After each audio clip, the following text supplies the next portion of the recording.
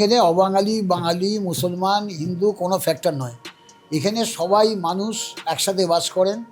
প্রত্যেকের উৎসব যার, ধর্ম যার, উৎসব সবার, এই তত্ত্বে তারা বিশ্বাসী করেন। এটা মানে পরম্পরা কয়েকশো বছর ধরে। অভয়ের মৃত্যু যেটা, ওটা মর্মান্তিক ব্যাপার। তার জন্যে সরকার দ্রুত ব্যবস্থা নিয়েছিল। পরিবারই চেয়েছিল সিবিআই তদন্ত, আন্দোলনকারী ছাত্ররা চেয়েছিল সিবিআই তদন্ত, রাজ্য সরকারের তদন্তে ভরসা করতে পারেনি। মুখ্যমন্ত্রী সঙ্গে সঙ্গে সিবিআই তদন্তে অনুমতি দিয়েছিলেন। রাজ্য সরকার সঙ্গে সঙ্গে নিজেরাই সুপ্রিম কোর্টে দাঁড়িয়ে বলেছিল, হাইকোর্টে দাঁড়িয়ে বলেছিল সিবিআই তদন্ত হোক। সিবিআই তদন্তর ফলাফল আমরা গত 1.5 বছরে দেখতে পাচ্ছি। অতীন ঘোষ কাশীপুর বেলগাছিয়া বিধানসভা কেন্দ্রের দায়িত্বে রয়েছেন 2021 সাল থেকে। তার সঙ্গে সঙ্গে দীর্ঘদিনের কাউন্সিলর এবং কলকাতা পুরসভার ডেপুটি মেয়র। সেই অতীন ঘোষের ওপরে এবার ভরসা রেখেছে এই কেন্দ্র থেকে তৃণমূল। দাদা, প্রথমেই যেটা জিজ্ঞেস করব যে এই যে এত বছরের 5 বছর আপনি দায়িত্বে ছিলেন, তার আগে এই কেন্দ্রকে বহু বছর ধরে দেখেছেন, কি বলবেন এই কেন্দ্রের দাঁড়ানো বা এই কেন্দ্রে লড়াই করা কতটা চ্যালেঞ্জিং? অ্যাকচুয়ালি কলকাতায় আমি 40 বছর কাউন্সিলর। 2010 থেকে পুরসভার স্বাস্থ্য দপ্তরের দায়িত্ব নিয়ে কাজ করছি। রাস্তায় নেমে কাজ করি। আপনাদের মিডিয়ার মাধ্যমে, সংবাদ মাধ্যমের মাধ্যমে মানুষ সেটা দেখেছে। তো আমি যখন এই বিধানসভা কেন্দ্রে প্রার্থী হয়ে আসি 2021-এ, প্রত্যেকটা মানুষ যেখানে পাড়ায় পাড়ায় গেছি, আমি তো ডোর টু ডোর ক্যাম্পেইনে বিশ্বাসী, মানুষের দরজায় দরজায় যাওয়া বিশ্বাস। তারা বলেছেন যে আপনাকে আমরা চিনি, আপনি কাজের মানুষ, আপনার উপর ভরসা আছে। এবং বিপুল ভোটে মানুষ জিতিয়েছিলেন। 5 বছর ধরে কি কাজ করেছি তার রিপোর্ট কার্ড তৈরি করে আবার 5 বছর বাদে মানুষের কাছে যাচ্ছি, এবং আগামী 5 বছর কি কাজ করব তার প্রতিশ্রুতি সঙ্গে নিয়ে। উন্নয়নের কার্ড বা উন্নয়নের পাঁচালী এই কেন্দ্রের, সেটা তুলে ধরেই আপনি যাচ্ছেন সকলের কাছে।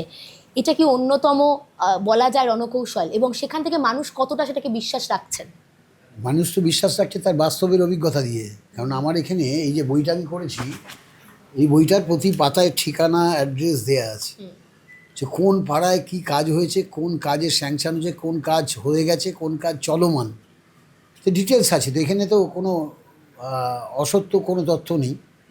কারণ মানুষ তার বিচার করে নেবেন যে তার পাড়ায় কাজটা হয়েছে কি না, কাজটা হচ্ছে কি না। তো সবতে এর মধ্যে কোনো মানুষ বিশ্বাস করবেন এই কারণে যে মানুষের পাড়া ডিটেলস তথ্য দেওয়া আছে। প্রত্যেকটা রাস্তা, গলি, অলি গলি, বাড়ির উঠোন, এখানে যা ঠিকানায় কাজ হয়েছে তার সমস্ত তথ্য এখানে আছে। আপনি যদি এই নির্বাচনে জয়ী হন, আমরা দেখলাম বিভিন্ন প্রতিশ্রুতি দেওয়া হয়েছে, যেমন ইন্দিরা মাতৃসদন হাসপাতাল অত্যাধুনিক রূপে সেটাকে সাজানো, তার সঙ্গে সঙ্গে চালা পার্কের উন্নয়ন। কি কি প্রতিশ্রুতি দিচ্ছেন, এবং যদি বিধানসভায় যেতেন তাহলে কি কি কাজ পাবেন?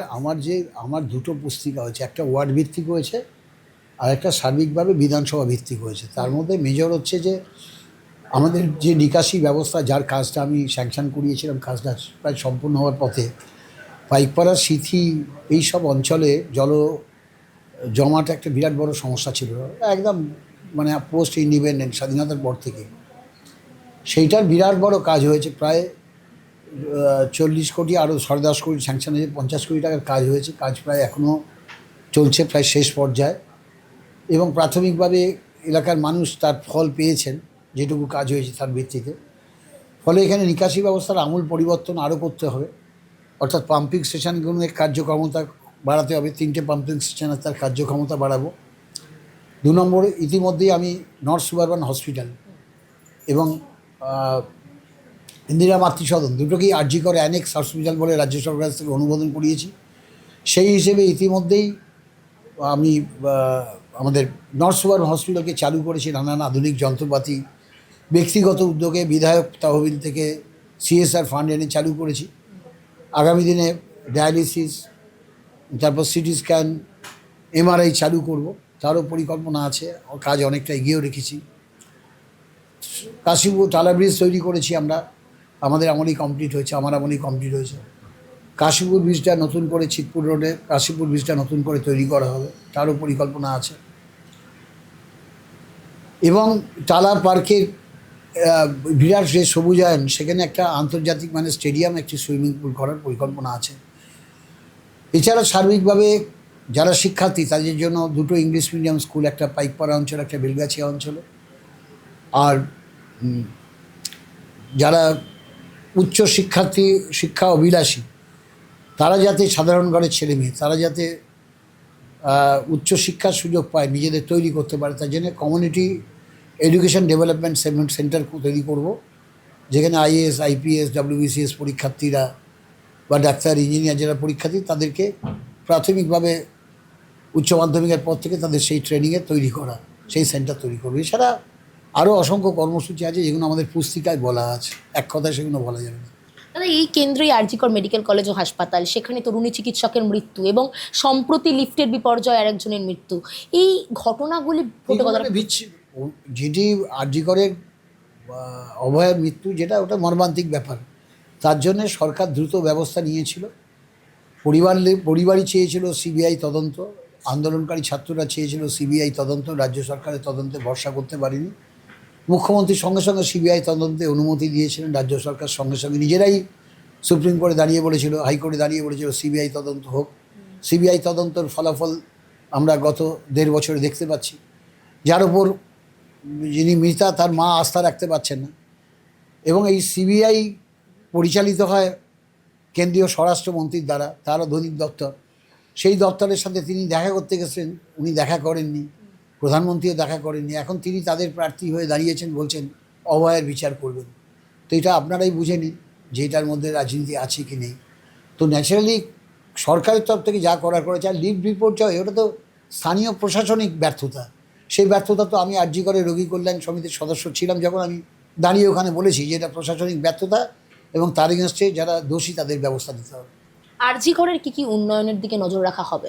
আরজি করে আমরা রোগী কল্যাণ সমিতি হিসেবে আরজি করে এমার্জেন্সি বিল্ডিং, যেটাকে সেদিন 14ই আগস্ট রাত্রিরে মানে ধ্বংস করা হয়েছিল, সেটাকে আমরা আবার চালু করছি। ইতিমধ্যে মুখ্যমন্ত্রীর অনুমোদন নিয়ে প্রায় ওখানে তার নির্মাণ কাজ শুরু হয়ে গেছে।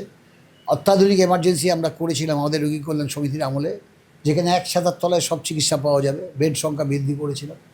এবং আরজি করের পাশে ছাত্রছাত্রীদের সুবিধার্থে মুখ্যমন্ত্রীকে আমি নিজেই জমি দিয়েছিলাম, সেই জমির ওপর একটা বিরাট হোস্টেল তৈরি হচ্ছে, যে প্রায় সম্পূর্ণ হয়ে গেছে, যেখানে ছাত্রছাত্রীরা থাকবে। এছাড়া হসপিটালের যে পরিকাঠামো উন্নয়ন, তার জন্য যা যথাযথ ব্যবস্থা নেওয়া হবে। এই কেন্দ্রের অবাঙালি ভোটার সংখ্যা বেশ উল্লেখযোগ্য, সেক্ষেত্রে এই সেঙ্গেনে অবাঙালি, বাঙালি, মুসলমান, হিন্দু কোনো ফ্যাক্টর নয়। এখানে সবাই মানুষ একসাথে বাস করেন, প্রত্যেকের উৎসব যার, ধর্ম যার, উৎসব সবার, এই তত্ত্বে তারা বিশ্বাসী করেন। এটা মানে পরম্পরা কয়েকশো বছর ধরে সব ধর্মের, জাতি ধর্মের মানুষ একসাথে বাস করেন। এখানে জাতি ধর্মের ভেদাভেদের ভিত্তিতে ভোট হয় না। আপনার বিরুদ্ধে বিজেপি এবং বাম দুই প্রার্থী অবাঙালি, সেক্ষেত্রে কি এই ভোটটা? আমি বাঙালি অবাঙালি বিচার করে রাজনীতি করি না। আমি মনে করি মানুষের যিনি প্রতিনিধি হন তাকে পরিষেবা দেয়া, সমাজ দায়বদ্ধতা, স্বচ্ছতা, এটা তার ব্যক্তিগত মূলধন, আমার মূলধন। সেই মূলধনকে নিয়ে মানুষের কাছে গিয়ে আমি রাজনীতি করি। কে হিন্দুস্তানি, কে বাঙালি, কে মুসলমান, এটা আমার কাছে ফ্যাক্টর না। শেষ একটা প্রশ্নে যাব, যে বিজেপি এবং বাম দুজনেরই একটি অভিযোগ যে এই কেন্দ্রে বারবার এই গঙ্গা দূষণ, গঙ্গা ভাঙন, এরকম বিভিন্ন সমস্যা রয়েছে, রাস্তার সমস্যা, নিকাশি সমস্যা। আমরা তো রাস্তার সমস্যা, নিকাশি সমস্যা কী কাজ করেছি বিস্তারিত বিবরণ আছে। নিকাশি সমস্যার সমাধান তো প্রায় করে ফেলেছি আমরা, টাকা এনেছি, নিয়ে এসে আমি নিয়ে এসেছি, নিয়ে এসে এটা কাজ করিয়েছি। গঙ্গা দূষণ, গঙ্গা ভাঙন সবটাই তো কেন্দ্রীয় সরকার, তারা সম্পূর্ণ নন কভারেশন করছে। বিজেপির এই নিয়ে কথা বলার মুখ নেই। বাংলার যে ঐতিহ্যময় গঙ্গার ঘাটগুলি, বিশেষ করে যেগুলো কাশীপুরে অবস্থিত, সেগুলো কী পর্যায়ে আছে, গঙ্গায় ছবি তুললেই বুঝতে পারবেন। ভাঙনে কেন্দ্রীয় সরকার 1 পয়সা খরচা করছে না তাতে।